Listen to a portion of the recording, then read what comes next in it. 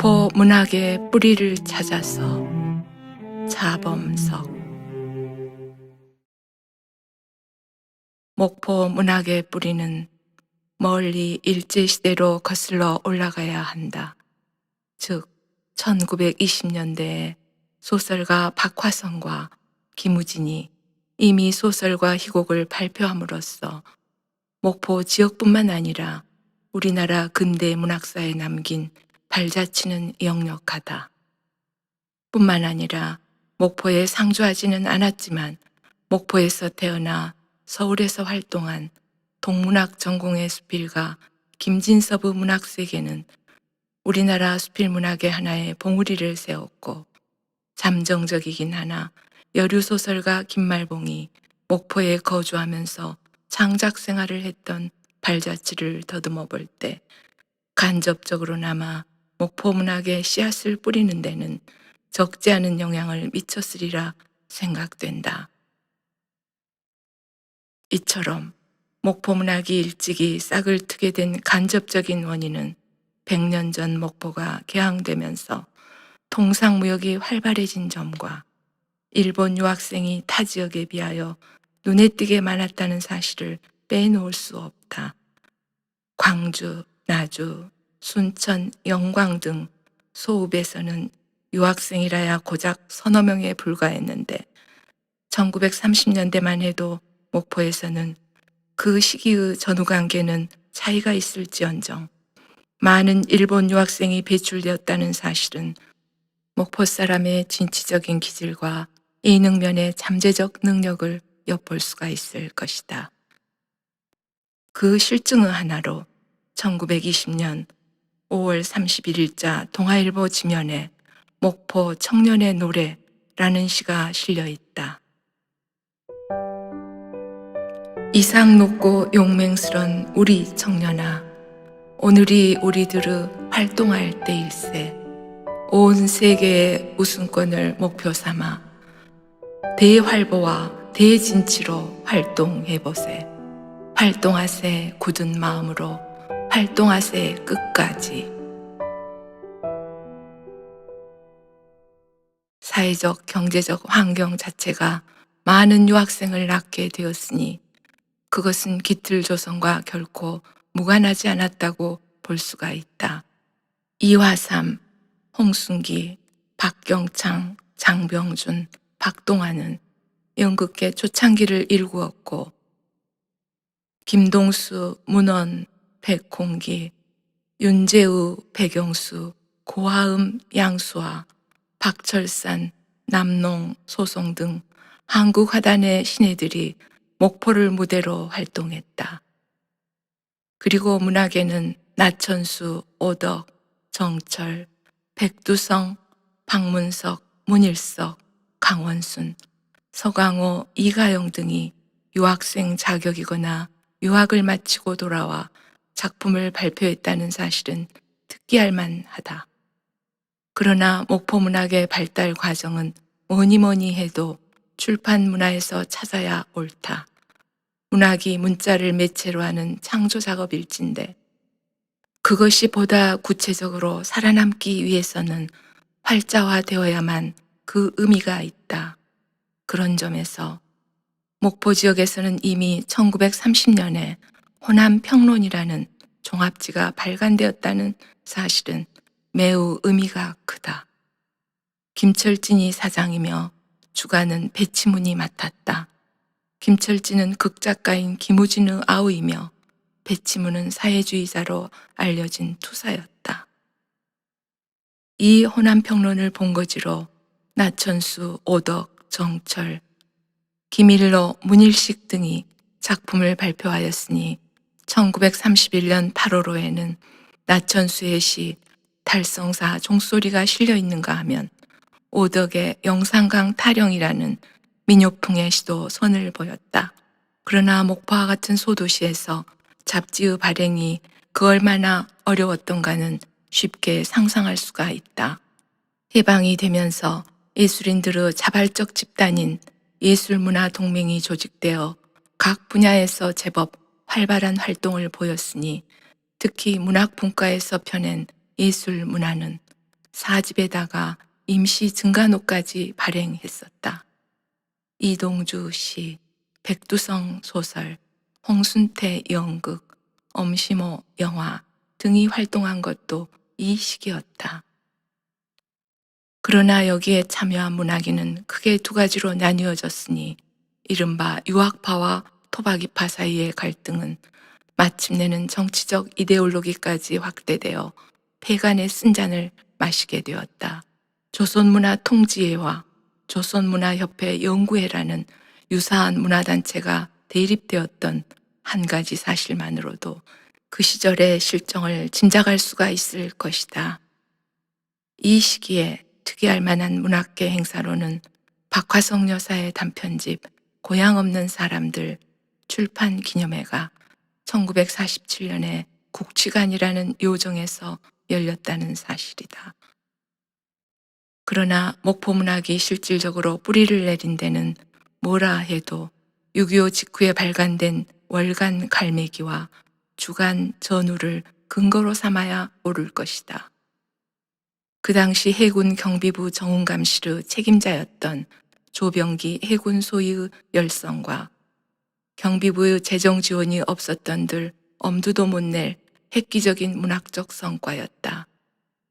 항도여중 교장이자 수필가였던 조희관과 수필가인 차재석을 중심으로 지방대학 교수였던 이가영, 백상권, 이진모, 그리고 장병준이 편집위원으로 위촉받아 기성문인과 신인을 합류시켰던 이 책이 6.25의 피비린내가 가시지 않았던 1951년 2월 1일에 발간되었다는 점에서 우리는 긍지를 가질 수 있을 것이다.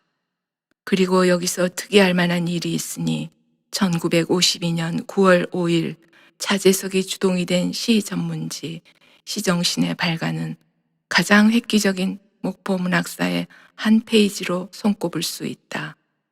서정주, 이동주, 김현승, 박흡, 손철, 장용건 등 광주와 목포에 거주하는 문학인을 총망라한 시정신은 제5지까지 발간됐다. 뿐만 아니라 표지와도 김환기, 배동신, 양수와 천병근, 백영수 등 저명한 화가가 참여하였다.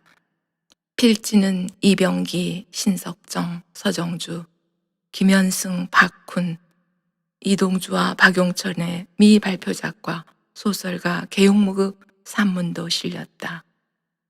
뿐만 아니라 책 제지는 소전 손재영 선생의 휴호로 장식한 것은 모두가 차재석의 발상으로 상상도 못할 호합한 책이었다. 이 무렵 목포 문학의 싹을 틔우는 일에 그 누구보다도 애쓰신 선구자가 한 분 계시니 한글학자이자 수필가이며 항도여자중학교 교장을 지내신 조희관을 잊을 수가 없다. 조 선생은 목포 지역 여성교육의 황금시대도 이룩하였으며 특히 여학생들에게 문학교육을 철저히 시켰다는 점에서도 우리는 영원히 기억해야 할 것이다. 그 영향으로 목포에서는 학생문예운동이 어느 지역보다도 활발했으니 각 학교마다 교지가 앞을 다투어 발간되었는데 잠룡, 등대 등 남학교 교지가 선을 보였다.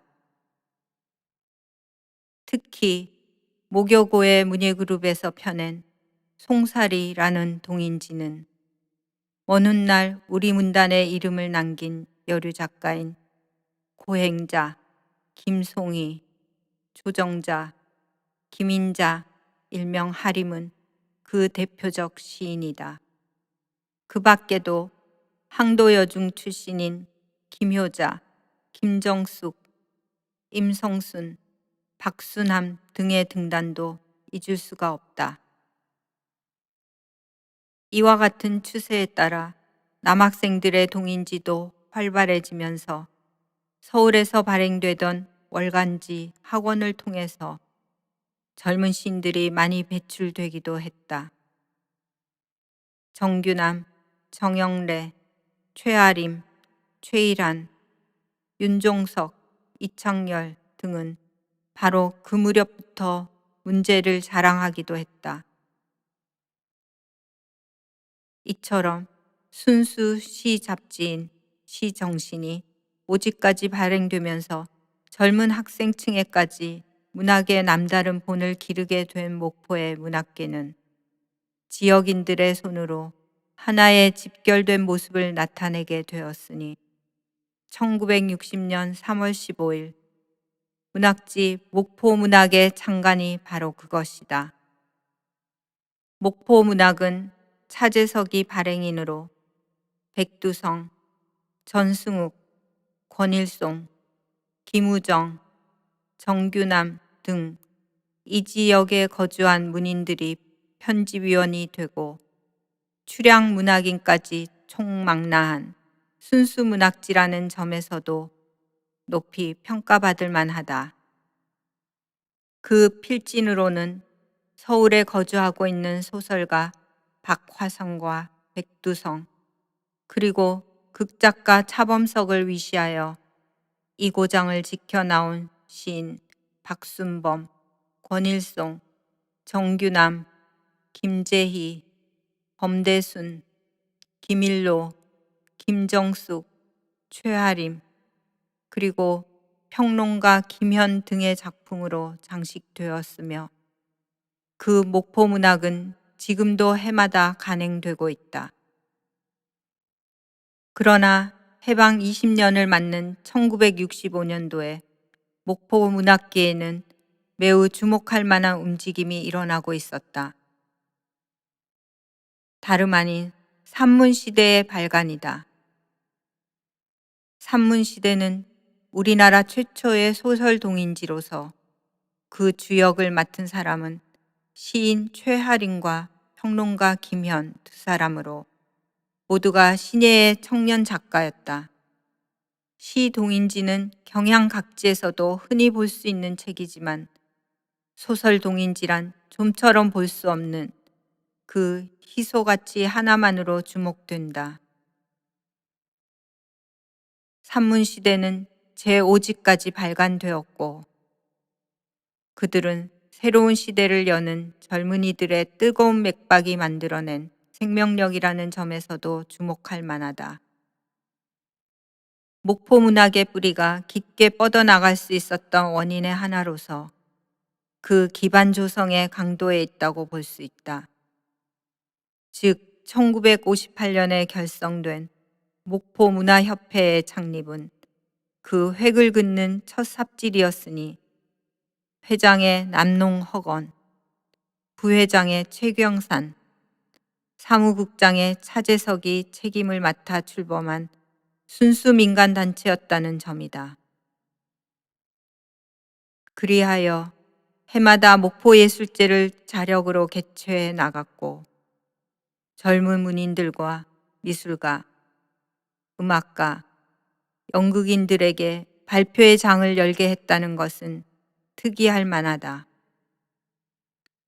그 후 1962년 3월 10일 예총 목포집으로 확대되면서 지방문화 확산의 원동력 구실을 하기에 이르렀다.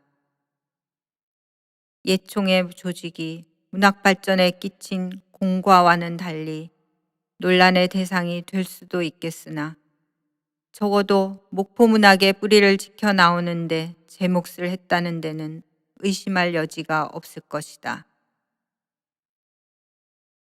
돌이켜보건대 목포 개항이 100년의 연륜을 헤아리는 동안 목포문학의 부침 또한 평탄치는 않았다. 더구나 상업주의의 팽창과 의식구조의 변질, 그리고 군사 독재와 정치적 희생양으로 본의 아니게 소외만 당해왔던 목포가 타 지역에 비하여 낙후되고 쪼드라들었던 아픈 상처를 우리는 알고 있다. 때로는 절규하고 한거하고 파괴하고도 싶었던 그 화상 같은 응어리를, 미처 다 사귀지 못한 가슴앓이를 문학인들은 저마다 체험도 해왔다. 이러한 시대에 과연 시인이나 소설가나 극작가가 무슨 말을 해야 옳은가를 스스로 반문도 해왔을 것이다. 그러나 그 뒷전에서는 얄팍한 장꾀나 매명을 일삼는 속물주의자가 없는 것도 아니다. 그렇기에 문학적인 행위는 있지만 진정 문학다운 문학이 없었다는 것도 우리는 솔직하게 인정해야 한다. 목포 문학 100년을 되돌아본다는 것은 단순한 회고담을 늘어놓기 위해서가 아니다. 그 과거를 발판으로 현재와 그리고 미래를 기다리는 심정에서라면 오늘 우리가 진정 문학을 소중하게 간직하고 있는가를 반성해야 한다. 재주가 아니라 혼으로 글을 쓰라는 선인들의 말을 빌리지 않더라도 목포 문학의 현재를 신랄하게 자기 비판하기 위해 나는 감히 고언을 마다하지 않은 것이다. 목포 문학은 지금 이대로 안주할 것인가? 우리의 성각자와 선배들이 문학의 길을 택했던 것과 내가 지금 문학을 택한 것 사이에 얼마만큼의 차이가 있는가부터 돌아보는 겸손을 배워야 한다. 그 겸손이 바로 진실한 문학을 낳게 하는 원동력일진데 문학적 행위의 풍요로움이 곧 문학은 아니라고 믿고 싶다.